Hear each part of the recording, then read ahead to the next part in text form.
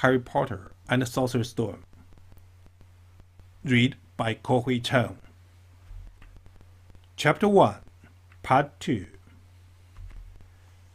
At 8:30, Mr. Dursley picked up his briefcase, pecked Mrs. Dursley on the cheek, and tried to kiss Dudley goodbye, but missed. Because Dudley was now having a tantrum and throwing his cereal at the walls.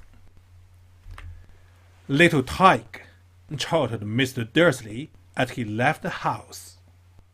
He got into his car and backed out of number 4's drive. It was on the corner of the street that he noticed the first sign of something peculiar, a cat reading a map. For a second, Mr. Dursley didn't realize what he had seen. Then he jerked his head around to look again. There was a tabby cat standing on the corner of Privet Drive. But there wasn't a map in sight. What could he have been thinking of? It must have been a trick of the light. Mr. Dursley blinked and stared at the cat. It stared back. As Mr. Dursley drove around the corner and up the road, he watched the cat in his mirror. It was now reading the sign that said Privet Drive. Oh no! Looking at the sign. Cats couldn't read maps or signs. Mr. Dursley gave himself a little shake and put the cat out of his mind. As he drove toward town, he thought of nothing except a large order of jewels he was hoping to get that day. But on the edge of town, jewels were driven out of his mind by something else.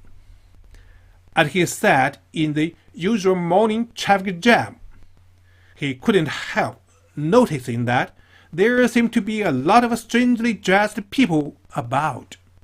People in cloaks. Mr. Dursley couldn't bear people who dressed in funny clothes.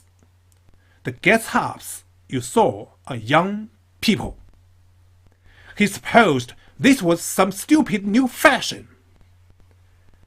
He drummed his fingers on the steering wheel, and his eyes fell on the huddle of these weirdos standing quite close by. They were whispering excitedly together. Mr. Dursley was enraged to see that a couple of them weren't young at all. Why? That man had to be older than he was, and wearing an emerald green cloak. The nerve of him!